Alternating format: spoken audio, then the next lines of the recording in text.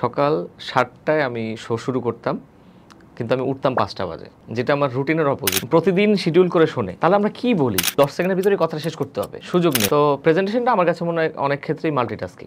নেটওয়ার্কিংটা আমি তখন খুব ফলো করতাম, এখনো করি। যে যখন হচ্ছে আমি ট্রেনিংটা নিলাম, নেওয়ার পরে সবাই বলতেছে ভাইয়া আপনি খুব ভালো বুঝান। এখন তো আমাদের ই কমার্স বলেন, এফ কমার্স বলেন, অনেক পপুলার, অনলাইনে সেল। কথার উপরে বিশ্বাস করে ওনাদের প্রোডাক্টকে বিশ্বাস করা শুরু করবেন। এদের কিন্তু আসলে কথার একটা ম্যাজিক দরকার। কাস্টমারকে অথবা আপনার অপোজিটে যারা আছেন শ্রোতা, তাকে হারানোর মানসিকতা থাকলে হবে না। সেটার জন্য তো একটা পুশ দরকার। আগে ওনার 5টা বোঝেন, তারপরে কথা বলেন। তো শুধুমাত্র যে বাংলাদেশেই কাজ করবো এরকম না, বাইরের দেশের মানুষকে সার্ভিস দিচ্ছি। লিঙ্কডইনে কিন্তু এই কাজটা আরো বেশি সহজ। আমি আমার যারা ফ্রেশার আছে, ফ্রেশার এখানে অডিয়েন্স যারা আছে, তাদের জন্য তোমার কাছে একটা টিপস চাই। তারা বলে যে ইন্টারভিউ দিতে গেলে আমি খুব নার্ভাস হয়ে যাই। সবচেয়ে ভালো একটা প্র্যাকটিস হচ্ছে নিজের সেলফি ক্যামেরা দিয়ে ভিডিওটা রেখে একটা দুটো জিনিস টপিকের উপরে কথা বলা, এবং তারপরে ভিডিওটা বারবার দেখা, নোট করা যে আমার এই কথা বলার মধ্যে কোনটা ভুল হলো। এই যে ফেসবুক লাইভ, এটাও তো এক ধরনের প্রেজেন্টেশন, কিন্তু ওদেরকে আমি কিন্তু শিখাচ্ছি না যে তুমি আসলে কিভাবে কথা বলো, ওরা অলরেডি পারে। ওদের জন্য যেটা দরকার, ওরা কি বলবে না, প্রেজেন্টেশনের অর্ধেকের বেশি হচ্ছে নলেজ। অডিয়েন্সদেরকেও বলবো যে প্রোফাইলটাকে প্রপারলি অপটিমাইজ করতে হবে। আমি যেহেতু সিভি রাইটিং সার্ভিস দিচ্ছি, লিঙ্কডইন প্রোফাইল অপটিমাইজেশন করতেছি, আমার প্রতিদিনই কম করে হলো 5 থেকে 6 জন ফরেনারের সাথে কিন্তু কথাবার্তা হচ্ছে। যখন আমরা মঞ্চে দাঁড়াই, সামনে লোকজন থাকে, আমরা খুব ভয় পেয়ে যাই। এই আইস ব্রেকিংটা হয় না। আমি এখানে এমন সহজ করে লিখেছি যে যে কেউ আসলে বাসায় বসে এই টুলসগুলো ইউজ করতে পারে। কথা দিয়েই আসলে জয় করা যায়। সাকসেস কিন্তু একটা জার্নি। ভিশনটা এমন থাকবে আমি অ্যাচিভমেন্ট করতে করতে যাব। আসসালামু আলাইকুম ডিয়ার ভিউয়ার্স, আশা করি সবাই ভালো আছেন। স্কিলফুল বাংলাদেশ প্ল্যাটফর্ম থেকে আমি রাফাত রাজীব আপনাদেরকে আজকে স্বাগত জানাচ্ছি। এবং আমার খুব কাছের এক ছোট ভাই, যিনি একাধারে একজন প্রেজেন্টেশন স্কিল এক্সপার্ট, একজন মিডিয়া ব্যক্তিত্ব, ওনার অনেকগুলো পরিচয় আছে, উনি লিরিসিস্ট, তাকে আমি নিয়ে এসেছি। এবং আমাদের একটা কর্পোরেট আড্ডা, এটা কর্পোরেট আড্ডাও বলা যায়। তারপরে হচ্ছে আমাদের যেই স্কিলগুলো আছে সেই স্কিল নিয়ে ডিসকাশনও বলা যায়। এই পুরা জিনিসটাকে আমরা সাজানোর চেষ্টা করব আপনাদের জন্য, যাতে করে আপনারা কিছুটা বেনিফিটেড হন। তো আমার সাথে আছে ওয়ালিদ আহমেদ। ভাই কেমন আছেন? আলহামদুলিল্লাহ। ওয়ালিদ, তুমি কেমন আছো? আমি ভালো আছি। আমাদের যে ডিসকাশনটা সেটা শুরু করার আগে ছোট্ট করে আগে তোমার সম্পর্কে একটু জানি। আমি মূলত ফিল্ম ডিরেকশন দিচ্ছি, পাশাপাশি লেখালেখি করি, আর একটা কর্পোরেট হাউসে আছি, সেখানে আমি ব্র্যান্ডিং নিয়ে কাজ করি।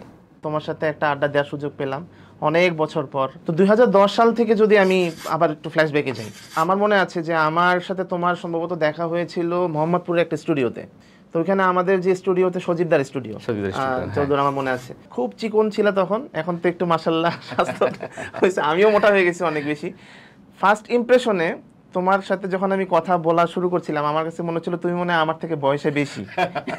ঠিক আছে, কারণ এক্সপেরিয়েন্সে আপনি করে বলছিলেন। হ্যাঁ, আমি আপনি করে বলছিলাম। আমি মনে করছিলাম যে একটা কর্পোরেট লোক। হ্যাঁ, তখন থেকেই তুমি কিন্তু এই যে এখন যে অ্যাটায়ারটা নিয়ে রাখছো, কর্পোরেট একটা লুক, তখনও ওই রকমই ছিল। তো পরবর্তীতে আমি জানতে পারলাম যে তুমি লিরিসিস্ট। একটা গান রেকর্ড হচ্ছিল আমার, কেবল আমি শুরু করছিলাম হচ্ছে কম্পোজিশন শুরু করছিলাম। এরপরে আমাদের মধ্যে একটা আন্ডারস্ট্যান্ডিং সামহাউ গ্রো করার পরে আমরা ডিসাইড করলাম যে ওকে, আমরা একসাথে কাজ করতে পারি। তারপর অনেক লম্বা জার্নি, 2টা বা 3টা অ্যালবাম একসাথে কাজ করা হয়েছে আমাদের। আর আমাদের ফোকাস ছিল আসলে মিডিয়ায় আমরা নিজেদেরকে এস্টাবলিশ করব। সেই জার্নিতে আমার কাছে মনে হয়েছে ওইটা একটা ভালো গ্রুমিং। দেখ, আপনি এখন মিউজিক করেন না, কম্পোজিশন করেন না, গানের জগতই আর নেই, কিন্তু এই কর্পোরেট দুনিয়ার বাইরেও আপনার যে একটা বড় যোগাযোগ ছিল এবং সৃজনশীল কাজের যে দক্ষতা চর্চা, সেটার আমার মনে হয় স্কুলিংটা ওখানেই ছিল। আমার তো মনে পড়ে আমরা প্রচুর টিভি ইন্টারভিউ, পত্রিকায় সাক্ষাৎকার দেয়া, রেডিওতে শো করা আমরা একসাথে করেছি অনেকগুলো। আমাদের ফার্স্ট শো ছিল মেবি ঢাকা এফএমে। টিভিতে যদি যাই, এনটিভি ছিল, এটিএন বাংলা ছিল, বৈশাখী টিভি ছিল। হ্যাঁ, বৈশাখী টিভি ছিল। বড় বড় যতগুলো প্রোগ্রাম ছিল কম বেশি কিন্তু আমরা ফিচার হয়েছি। আমরা লাকি এনাফ ছিলাম ওই সময়ে। আবার আমাদের একটা সং কিন্তু তোমার মনে আছে কিনা, জি টিভিতেও কিন্তু গিয়েছিল। রেলওয়েতে দেখা গেছে যে যেই স্ক্রিনটা থাকে, ওই স্ক্রিনেও কিন্তু অনেকে আমাকে ছবি তুলে আমাকে দিয়েছিল যে ভাই আপনার গান শুনছি।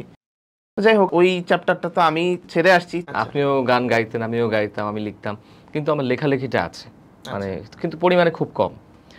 আর আমি তো তারপরে আপনার সাথে আমার ভিডিও মেকিংয়ের জার্নিও ছিল।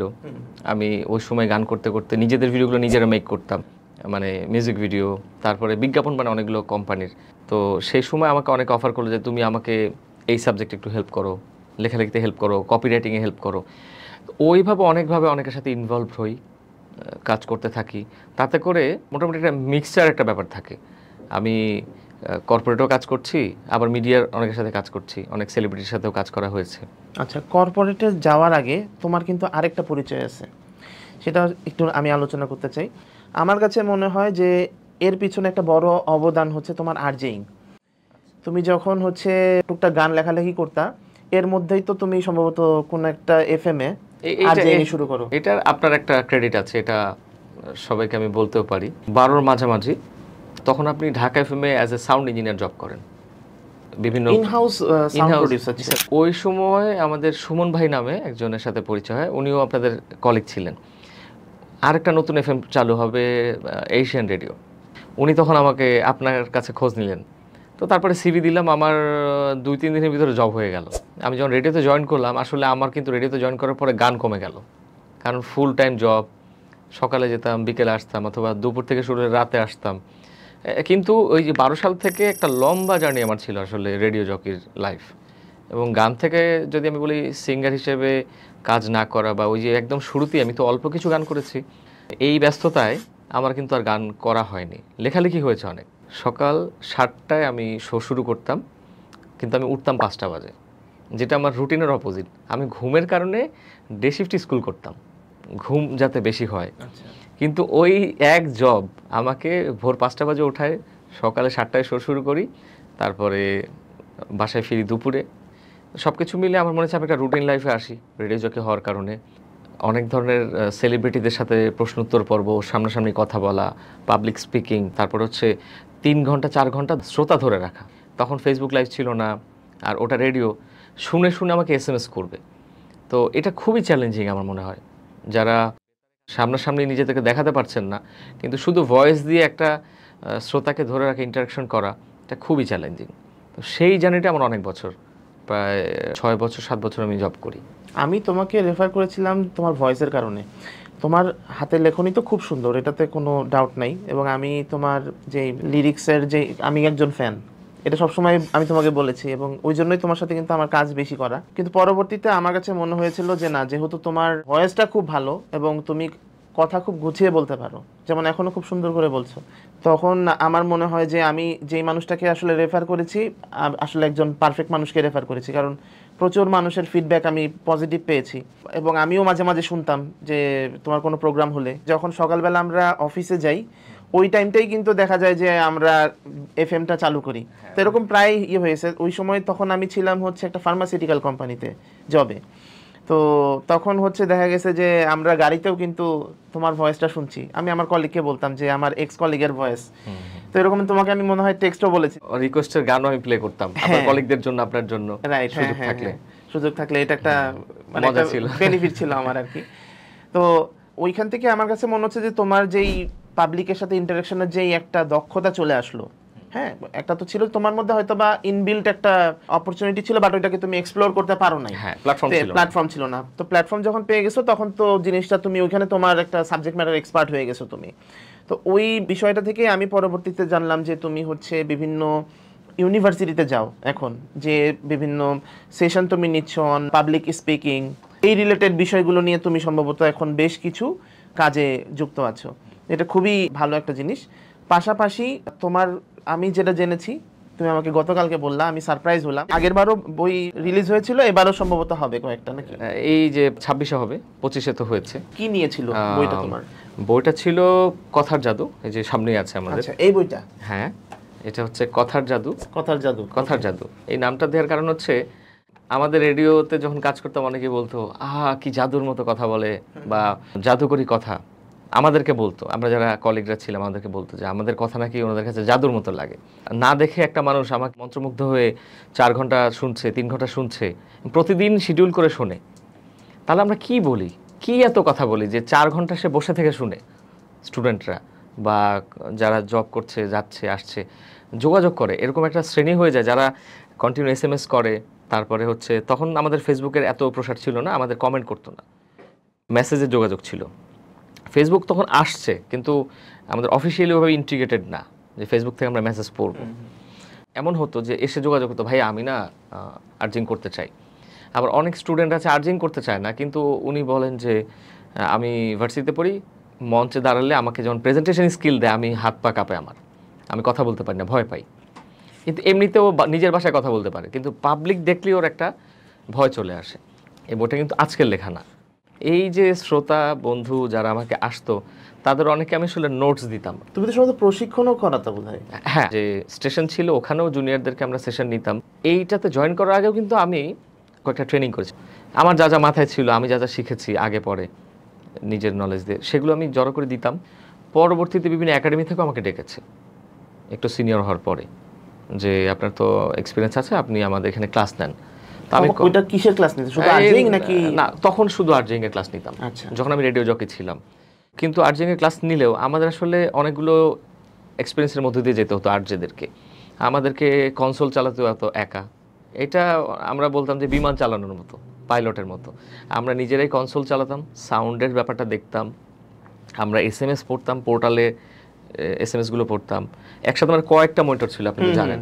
আমি সাউন্ড ইঞ্জিনিয়ার ছিলাম, তো আমার এই এক্সপিরিয়েন্সটা আছে। একটা আরজের অনেক ধরনের কাজ করতাম, তো আমরা তো শুধুমাত্র বাইরে থেকে সাউন্ড শুনতেছি যে হ্যাঁ খুব হাস্যোজ্জ্বল কথাবার্তা বলতেছে, বাট যখন হচ্ছে স্টুডিওর ভিতরে কিন্তু অনেক ধরনের প্যারা যায়। তো একসাথে মানে মাল্টিটাস্কিং যদি না হয় আর্জিং করা টাফ, খুব টাফ।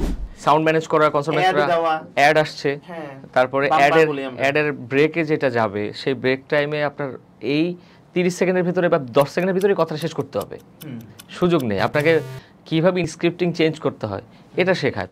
ওখান থেকে আমি যদি বলি আজকের ট্রেনিং করানো বা বিভিন্ন বিশ্ববিদ্যালয়ে যাওয়া, এটা আসলে ওইখান থেকে আবার আমার শুরু। কিন্তু তখনও দেখতাম যে এটার বাইরে অনেক কিছু জানার আছে।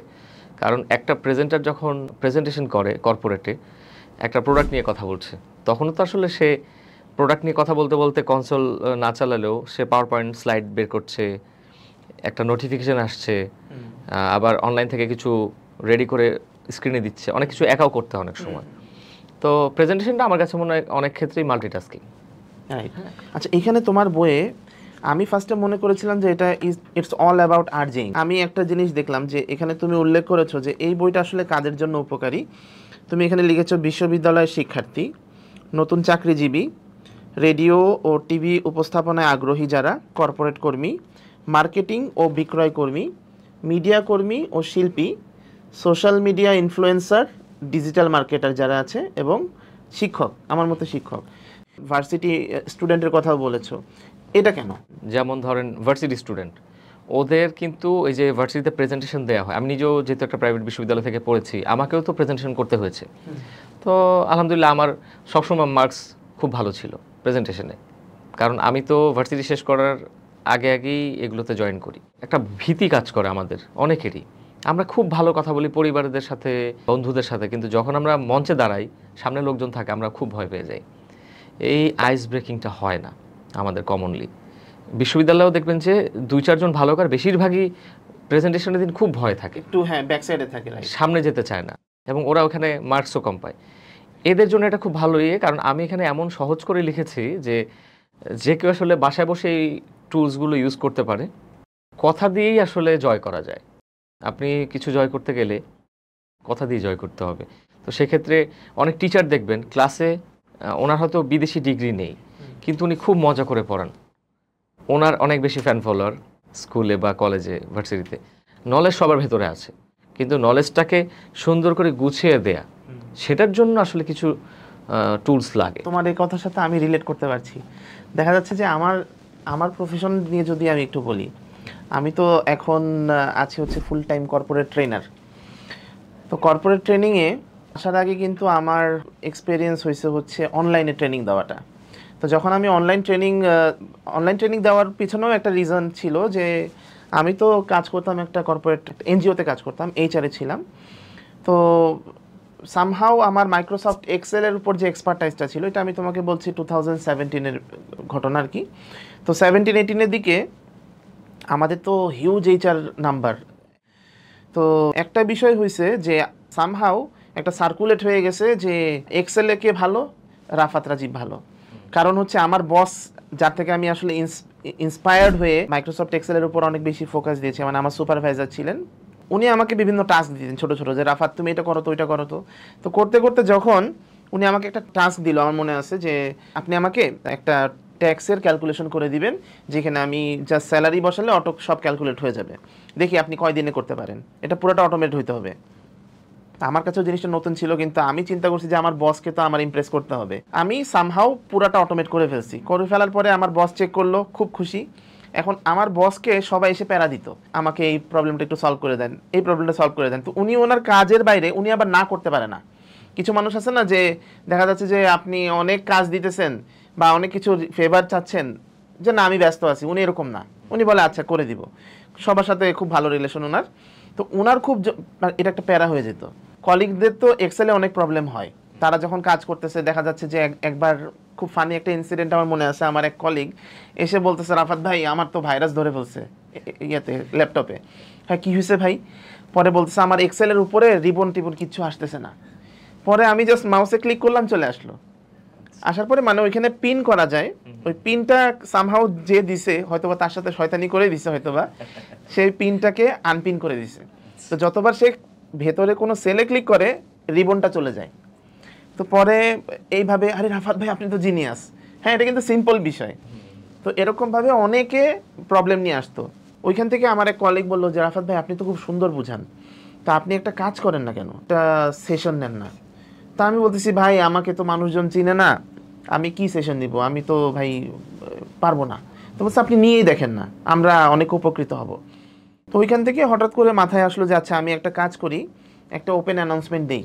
তখন থেকেই দেখা যাচ্ছে যে আমি একটা জিনিসে কাজ করতাম, নেটওয়ার্কিংটা আমি তখন খুব ফলো করতাম, এখনও করি। তো আমার ওই টাইমেই 2015 থেকে আমি লিঙ্কডইনে অ্যাক্টিভ। তো 2017-তে আসতে আসতে আমার মোটামুটি 8,000 ফলোয়ার হয়ে যায় বা 8,000 কানেকশন হয়ে যায়। তো আমি এরপরে একটা পোস্ট দিলাম যে আপনারা কেউ এক্সেল শিখবেন কিনা। তো যখন হচ্ছে অনেকে দেখি এখানে রেসপন্স, এবং এটা পুরোটা ফ্রি ছিল। তো আমি প্রায় 1.5 ঘন্টার একটা সেশন নিই। তো নেওয়ার পরে মানে আমি এটা রিলেট করতে পারতেছি তোমার এই বইয়ের সাথে, যে যখন হচ্ছে আমি ট্রেনিংটা নিলাম, নেওয়ার পরে সবাই বলতেছে ভাইয়া আপনি খুব ভালো বুঝান। তো ওই তখন থেকে কিন্তু আমার মধ্যে একটা কনফিডেন্স চলে আসছে। আমি হয়তো বা সব জানি না বা খুব নলেজেবল কেউ না, বাট আমি যেই মেসেজটা আছে সেই মেসেজটা খুব সুন্দরভাবে কনভে করতে পারছি বা বোঝাতে পারছি। তো বোঝাতে পারার সক্ষমতাটা কিন্তু সবার, আসলে তুমি যেটা বললা, সবার কিন্তু থাকে না। হ্যাঁ, তো ওটার জন্য কিন্তু একটা কমিউনিকেশন স্কিল দরকার হয়। তো আলহামদুলিল্লাহ আমার ওইটাও বিল্ট ইন চলে আসছে। হয়তো বা এটাও আমার হয়তো মিডিয়াতে কাজ করা, বা আমি যখন এফএমে কাজ করেছি তখনও, বা বিভিন্ন ইন্টারভিউ দিয়েছি, তখন থেকে আমি এই জিনিসের জন্য হয়তো বা একটু প্রিপেয়ার্ড হয়ে গেছি। ওই জিনিসটা আমাকে হয়তো বা কাজ করছে। তো আমার ওই জিনিসটা থেকে মনে হলো যে তাহলে তোমার এই বইটা শুধুমাত্র যে যারা প্রেজেন্টেশন নিয়ে কাজ করবে তারা না, ইনফ্যাক্ট হচ্ছে যারা কর্পোরেট জব করতেছে, স্পেশালি যারা তুমি যেটা বললা সেলস পারসন, মার্কেটিং। এখন তো আমাদের ই কমার্স বলেন, এফ কমার্স বলেন, অনেক পপুলার অনলাইনে সেল। তো এদের কিন্তু আসলে কথার একটা ম্যাজিক দরকার। যদি এরা কথায় আপনাকে আগ্রহী করতে পারে, আপনি কিন্তু কথার উপরে বিশ্বাস করে ওনাদের প্রোডাক্টকে বিশ্বাস করা শুরু করবেন। প্রোডাক্ট যদি খারাপ হয় তাহলে তো আপনি একবার ব্যবহার করে আর করবেন না, কিন্তু প্রথম প্রোডাক্টটা তো ভালো, সেটার জন্য তো একটা পুশ দরকার। সেটার জন্য আমার মনে হয় যে কমিউনিকেশনের যে মানে একটা এমন কিছু পারফরমেন্স দরকার যেটা আগ্রহী করে তোলে। সেলসম্যান দেখতে হয়তো ওরকম সুদর্শন না, মোটামুটি, বা বয়স বেশি, ওরকম তারুণ্য নেই, কিন্তু ওনার সেল প্রচুর। এরকম আমি অনেক লোকজনকে দেখেছি। পাশেই আরেকজন খুব স্মার্ট, দেখতে অনেক সুন্দর, কিন্তু উনি কথা বলতে পারছেন না, ওনার সেল পড়ে যাচ্ছে। ভালো বক্তা হওয়ার আগে ভালো শ্রোতা হতে হবে। আপনি কাস্টমারকে শুধু বোঝার চেষ্টা করেন সে কি চায়, আপনি বুঝলেন, তারপরে আপনি কথা বলতে গ্রাউন্ড পেয়ে যাবেন আসলে তার মুভমেন্টটা কি। এখন উনি আসছেন আসলে চশমা কিনতে, কিন্তু আপনি ওনাকে বারবার বলছেন যে আপনি চশমার সাথে আমার এখানে আরও অনেক প্রোডাক্ট আছে, শার্ট আছে, প্যান্ট আছে, এগুলো নেন, হবে না। কিন্তু উনি হয়তো সানগ্লাসটা নেওয়ার জন্যই আসছেন। আগে ওনার পাঁচটা বোঝেন, তারপরে কথা বলেন, মুভমেন্টটা দেখেন, তখন সবচেয়ে ইজি হয়। তুমি যেহেতু ফ্রি টিপস দিচ্ছ, আমি আমার যারা ফ্রেশার এখানে অডিয়েন্স যারা আছে তাদের জন্য তোমার কাছে একটা টিপস চাই। তারা দেখা যায় যখন হচ্ছে রেজুমে বা তাদের তো সিভি, অ্যাকচুয়ালি সিভি যখন আমি তৈরি করি তখন তাদের একাডেমিক্যাল ইনফরমেশনটা শুধু থাকে, এর পাশাপাশি তাদের হচ্ছে দেখা যায় যে এক্সট্রা কারিকুলার যে অ্যাক্টিভিটিগুলো আছে, লেটস সে ডিবেটিং করা, তারপরে হচ্ছে বিভিন্ন ভলেন্টিয়ার এক্সপেরিয়েন্স আছে, হ্যাঁ, এই জিনিসগুলো হচ্ছে মিসিং থাকে, কম থাকে। তো যখন আমার 1-to-1 কথা হয়, আমি তো সিভি তৈরি করার আগে তার সাথে একটু কথা বলে নিই, তার সম্পর্কে আসলে জানতে চাই। তো তাকে যখন জিজ্ঞাসা করি যে আপনি কোনো রকম কোনো ডিবেটিং করেছেন কিনা, বা কোথাও কোনো প্রেজেন্টেশন, আপনার কোনো কম্পিটিশন হয়েছে কিনা, হ্যাঁ, বিভিন্ন ধরনের কম্পিটিশন থাকে না, তো এই কম্পিটিশন আপনি পার্টিসিপেট করেছেন কিনা, তো তারা বলে যে না ভাই, আমাদের তো এরকম কোনো কিছু নাই, আর আমি অনেক দিন ধরে ট্রাই করছি, কিন্তু আমার কোনোভাবে আসলে, আমি দেখা যায় যে ইন্টারভিউ দিতে গেলে আমি খুব নার্ভাস হয়ে যাই, আমার মধ্যে কেমন জানি একটা খুব জড়তা কাজ করে, আমি মানে কথা বলতে পারি না ঠিক মতন। তো যারা ফ্রেশার আছে তারা কিভাবে বেনিফিটেড হইতে পারে? ফার্স্ট অফ অল হচ্ছে ফ্রেশারদেরকে আমি বলবো যে যারা ফ্রেশার আছেন ওনারা এখন থেকেই যেন কোনো না কোনো একটা পছন্দের কোর্সে জয়েন করেন। সেটা হতে হবে না যে আমাকে অনেক বেশি খরচ করে করতে হবে। যদি এমনও হয় একটা কোর্স 200 টাকা আছে, উনি যেন জয়েন করে ওটা করেন। অথবা উনি হয়তো খরচ করতে চাচ্ছেন না, উনি ইউটিউব দেখে যেন কোনো টিউটোরিয়াল দেখেন। প্রচুর টিউটোরিয়াল অনলাইনে আছে, ইউটিউব হোক, ওয়েবসাইট হোক, প্রচুর জার্নাল আছে, সেগুলো দেখুক। পাশাপাশি যত রকমের সুযোগ পাওয়া যায় কথা বলার সেখানে, যেমন একটা ফ্যামিলি প্রোগ্রাম হচ্ছে, বার্থডে পার্টি হচ্ছে, ওনার তো জানে উনি জড়তা আছে, উনি ওখানে ইচ্ছে করেই উনি উপস্থাপনা শুরু করুক। উনি রিউনিয়নে গেলেন, বন্ধুদের আড্ডায় গেলেন, উনি একটা ইন্ট্রো দিয়ে শুরু করলেন, ভুল হবে কিন্তু ওখানে ওনাকে কেউ ভুল ধরবেন না, কারণ ওনারা সবাই আসলে মজা করছেন, ওটা এনজয় করছেন, কিন্তু ওনার কিন্তু আসলে পাবলিকের সামনে একটা কথা বলা হয়ে গেল। এরকম করতে পারেন। প্লাস কোনো প্রতিষ্ঠান থেকে ট্রেনিংও নিতে পারেন। যদি উনি পিছিয়ে থাকেন, ভয় পান যে আমি আসলে রোগ হলো বা আমি কোনো কিছু নিয়ে দুর্বল, সেটা নিয়ে বসেই থাকলাম, মন খারাপ করলাম, লাভ নেই। আরেকটা জিনিস হলো, উনি এগুলো না পারলেও ওনার হাতে তো ফোন আছে, ফোন না থাকলে সামনে আয়না আছে, উনি সামনে আয়নায় দাঁড়িয়ে নিজের সাথে কথা বলতে পারেন। সবচেয়ে ভালো একটা প্র্যাকটিস হচ্ছে নিজের সেলফি ক্যামেরা দিয়ে ভিডিওটা রেখে একটা দুটো জিনিস টপিকের উপরে কথা বলা, এবং তারপরে ভিডিওটা বারবার দেখা, নোট করা যে আমার এই কথা বলার মধ্যে কোনটা ভুল হলো, আমার কি উচ্চারণে ভুল হলো, নাকি আমার ফামলিং হলো, আমি কথা আটকে আটকে যাচ্ছে, অথবা আমার কণ্ঠস্বর ঠিক নেই, এক্সপ্রেশন আমার ঠিক হচ্ছে না।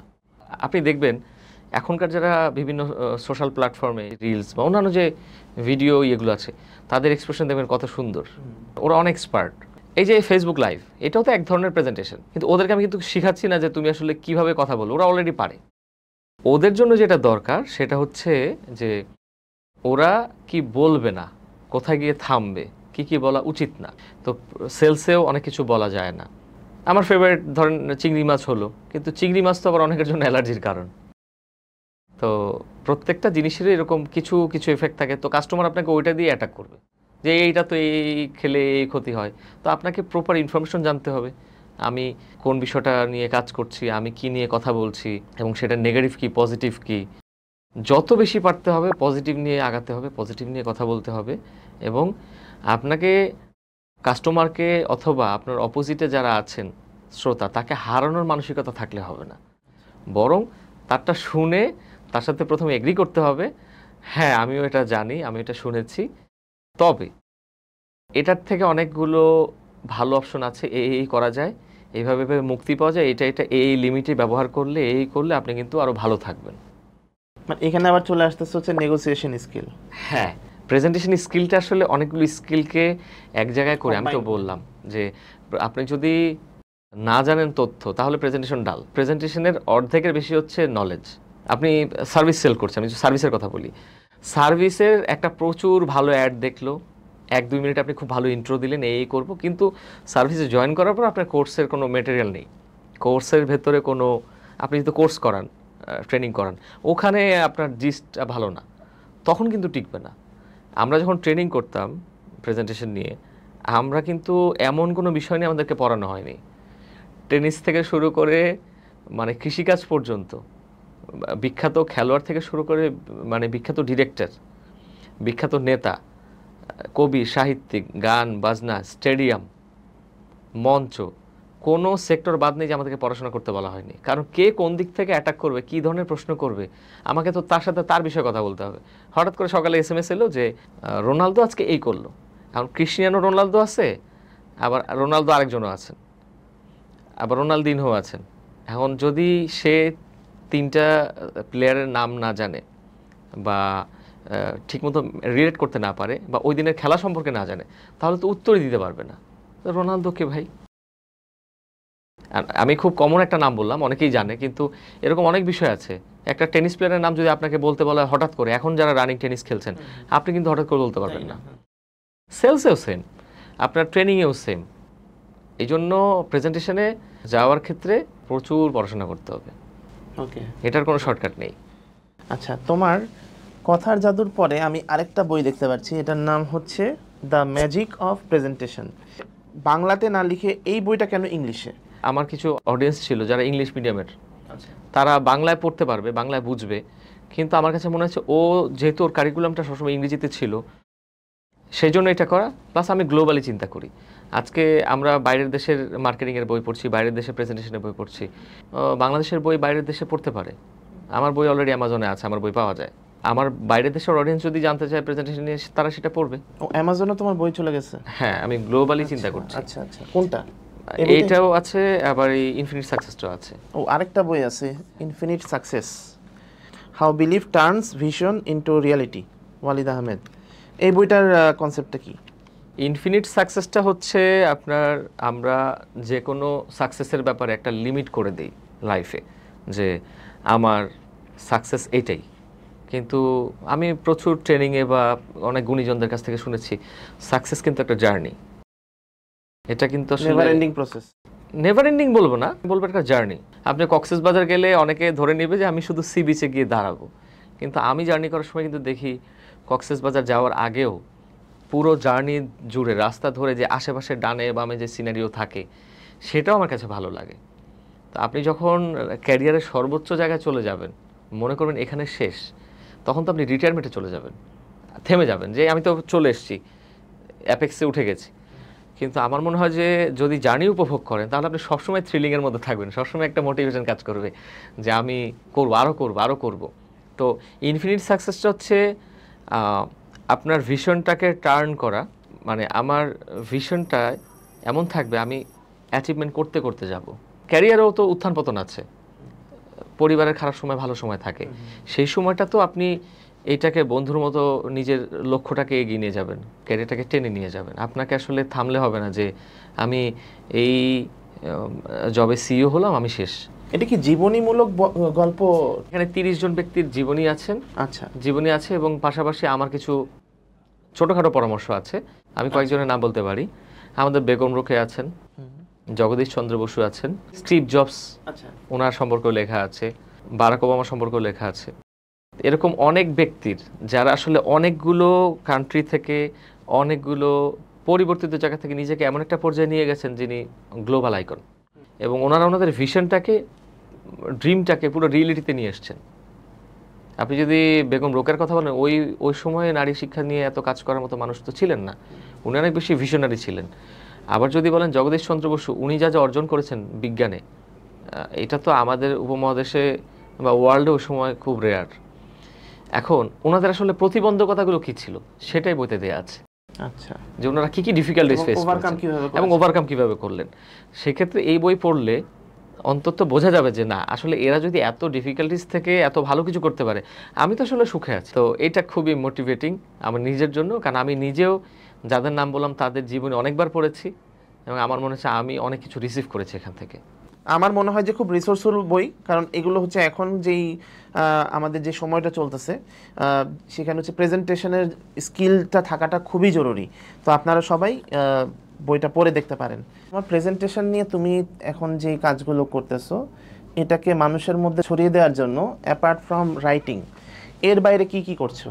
এডটেক প্ল্যাটফর্মগুলো খুব পপুলার, সেখানে আমি কয়েকটা ইন্টারভিউ দিয়েছি। পাশাপাশি আমি কয়েকটা বিশ্ববিদ্যালয়ে অলরেডি সেমিনার নিয়েছি এখন পর্যন্ত দেওয়া হয়েছে। যেমন আমি ইউল্যাবে একটা প্রোগ্রাম করেছিলাম, আরও কয়েকটা আছে, সবই প্রেজেন্টেশন স্কিলের উপর, প্রেজেন্টেশনের উপরেই। মানে প্রেজেন্টেশন, কমিউনিকেশন বা ব্র্যান্ডিং এর বাইরে আমি আসলে কাজ করছি না। তো সামনে আবার কয়েকদিন পর একটা আছে, সেটা আমি আমার পেজে আবার আপডেট দিয়ে দিব। তো বিশ্ববিদ্যালয়ে শিক্ষার্থীরা আসলে অনেক সময় আগ্রহ থাকে তারা কাজ করতে চায়, তখন প্রতিষ্ঠান থেকে অফার করলে আমি হয়তো যাই। কর্পোরেটে কিছু সেশন থাকে, যেমন তারা হয়তো তাদের কর্মীদের জন্য চাচ্ছেন যে ইনহাউস সেশন করতে, কিন্তু ওগুলো পাবলিকলি ওইভাবে ইয়ে করে না, ট্রেনিংগুলো ওইভাবেই করান ওনারা। যেটা হয় আপনি দেখবেন প্রত্যেকটা কোম্পানিরই কিছু গোপন সূত্র থাকে, আমি যেটা বুঝলাম। তো অনেক সেশন, অনেক ট্রেনিং ওনারা ইনহাউস করান এবং ওনারা আসলে চান ওনাদের কর্মীরা দক্ষ হোক। তা আমি বলবো যে কর্মীদের উচিত সেই সময় ট্রেনিংগুলোতে খুব আলসেমি না করে, ওটাকে বোরিং না মনে করে অ্যাটেন্ড করা। মানে অ্যাটেন্ড করা বলতে মন থেকে অ্যাটেন্ড করা এবং নোট করা, নোটস নেওয়া। আপনি সেমিনারে গিয়ে অনেক ভালো শুনে আসলেন, অনেক মোটিভেটেড হলেন, আপনি চলে আসলে কিছু মনে থাকবে না। এটা নতুনদের জন্য বলছি বা যারা কাজ করেন, বুলেট পয়েন্টগুলো নোট করে রাখা, যেটা যেটা আপনার দরকার। তাহলে পরবর্তীতে আপনি রিকল করতে পারবেন এবং আপনি সহজে আপনার প্রেজেন্টেশন স্কিলটাকে বারবার নার্সিং করতে পারবেন। এটা খুব দরকার। তবে আমার একটা প্রশ্ন জানার আছে, সেটা হচ্ছে যে আমি যদিও প্রেজেন্টেশনে কাজ করি, কমিউনিকেশনে কাজ করি, কিন্তু আমার কিন্তু কমিউনিকেশনের জায়গাটায় 1-to-1 বা কর্পোরেট বা বিশ্ববিদ্যালয় তাদের সাথে যোগাযোগ। তারা আমাকে ওই একজন করলাম, শুনে বা জেনে আবার আরেকজন কল, ওয়ার্ড অফ মাউথ। আমি কিন্তু সোশ্যাল মিডিয়াতে আমার ফিল্মিং বা ক্রিয়েটিভ সাইডটা অনেক বেশি প্রচারিত হয়। এই ব্যাপারগুলো আমার করা হয় না, আমি করতে অতটা সময়ও পাই না। সেই ক্ষেত্রে আসলে আপনি কিভাবে ম্যানেজ করেন? আমি দেখলাম যে কর্পোরেটে যেটা সবচেয়ে popular site LinkedIn, professional networking site হচ্ছে লিঙ্কডইন। তো আমার টার্গেট ছিল হচ্ছে যারা রিক্রুটাররা আছে তাদের সাথে আমি কিভাবে কানেক্টেড থাকবো, কারণ আমি যখন সিভি প্লেস করব সিভিটা তো তাদের কাছেই যাবে। আমি লিঙ্কডইন থেকে কিন্তু ইন্টারভিউ কল পাই এবং আমার ফার্স্ট ইন্টারভিউ কল ছিল হচ্ছে টেলিফোনিক একটা ইন্টারভিউ। তারা আমার প্রোফাইল ভিউ করেছে লিঙ্কডইনে, এটা ছিল রহিম আফরোজ থেকে। পরবর্তীতে রহিম আফরোজে আমি জয়েন করি নাই। এরপরে আমার একটা কনফিডেন্স গ্রো করলো যে লিঙ্কডইনে তাহলে জব পাওয়া সম্ভব। এরপরে কিন্তু আমি ব্যাক টু ব্যাক আমি সামিট কমিউনিকেশন থেকে ইন্টারভিউ কল পাই লিঙ্কডইনের মাধ্যমে।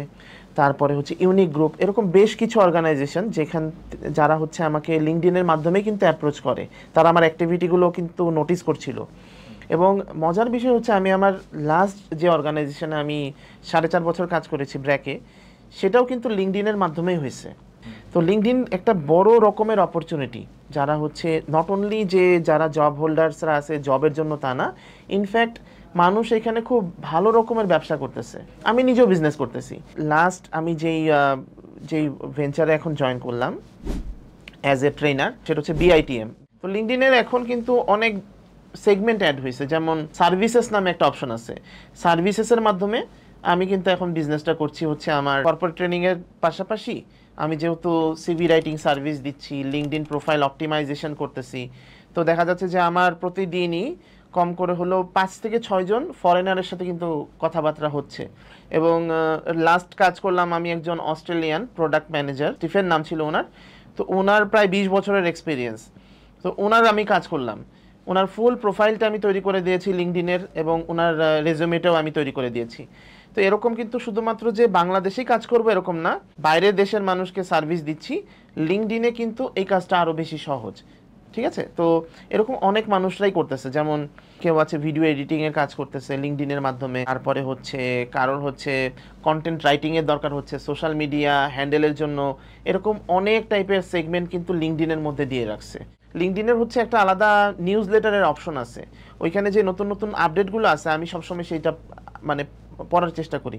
তুমি যদি পারফেক্ট সময় দাও লিঙ্কডইনে আধা ঘন্টা 1 ঘন্টা, তাহলে লিঙ্কডইন থেকে তুমি কিছু না কিছু বেনিফিট ডেফিনেটলি পাবা। আমার ওই সুবাদেই কিন্তু 2015 থেকে এখন পর্যন্ত আমার 25,000 প্লাস ফলোয়ার হয়ে গেছে এবং এটা রেগুলারলি বাড়তেছে। আমি তোমাকে সম্ভবত আমার ইনসাইটটা দেখিয়েছিলাম যে আমার ইমপ্রেশনই এখন 50,000 প্লাস। এটা রিজনটা কি? কারণ আমি লিঙ্কডইনে সময় দিচ্ছি এবং অডিয়েন্সদেরকেও বলবো যে প্রোফাইলটাকে প্রপারলি অপটিমাইজ করতে হবে। অপটিমাইজ বলতে কোনো সেকশন বাদ দেওয়া যাবে না, যেই সেকশনটা তোমার জন্য অ্যাপ্রোপ্রিয়েট, যেখানে তুমি আসলে বা আপনি যেখানে হচ্ছে নিজেকে শোকেস করতে পারবেন, সেই জিনিসগুলো কিন্তু এখানে আমাদেরকে দিতে হবে। লিঙ্কডইনে দেখবা যে হচ্ছে এমডি, সিইও, ডিরেক্টর এরা কিন্তু বেশি অ্যাভেলেবল।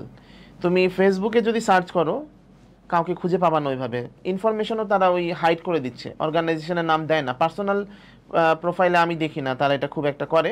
বাট লিঙ্কডইনে তারা কিন্তু সরব। লিঙ্কডইনে তোমার একটা সুন্দর প্রোফাইল থাকে এবং যদি বুঝতে পারে যে হ্যাঁ you are a professional person, তোমাকে তারা কিন্তু কানেক্ট করবে। আমার সাথে অনেক সিইও, অনেক বড় বড় কোম্পানির যারা টপ ম্যানেজমেন্টের মানুষজন আছে, কানেক্টেড আছে। আমি মনে করি যে আমরা যারা এখন জবের জন্য ট্রাই করছি বা অন দ্য জবে আছি, অথবা বিজনেসের প্ল্যান করছি বা বিজনেস করতে চাচ্ছি, সবার জন্য লিঙ্কডইন যে প্ল্যাটফর্মটা, এটা কিন্তু খুবই এফেক্টিভ একটা প্ল্যাটফর্ম। আমি নিজে প্রচুর বেনিফিটেড হচ্ছি। আমি চাই যে তুমিও এখানে আসো। আমাদের আড্ডাটা আমরা খুব আর লেন্দি করব না। যারা আমাদের অডিয়েন্স আছে তারা হয়তো বা আমাদের এই গল্পের মধ্যে থেকে অনেক আইডিয়া পেলো। তোমার কাছে কি মনে হয়? আমাদের যতটুকু জানা শোনা সেই জায়গা থেকে যে উপলব্ধি সেটা শেয়ার করলাম। এখান থেকে যদি একটা দুটো টপিকও তাদের জন্য ইম্পর্টেন্ট হয়, তারা মনে করে রিসিভ করা যায়, তাহলে আমাদের আড্ডা সার্থক। আমাদের কমেন্ট সেকশনটা তো ওপেন আছে, আপনারা আপনাদের গুরুত্বপূর্ণ মন্তব্যগুলো অবশ্যই কমেন্ট করে জানাবেন। আমরা আপনাদের কমেন্টের অপেক্ষায় থাকবো। তো আজকের মতো তাহলে আমাদের পডকাস্টটা এই পর্যন্ত রাখি। তো সবাই ভালো থাকবেন। আসসালামু আলাইকুম।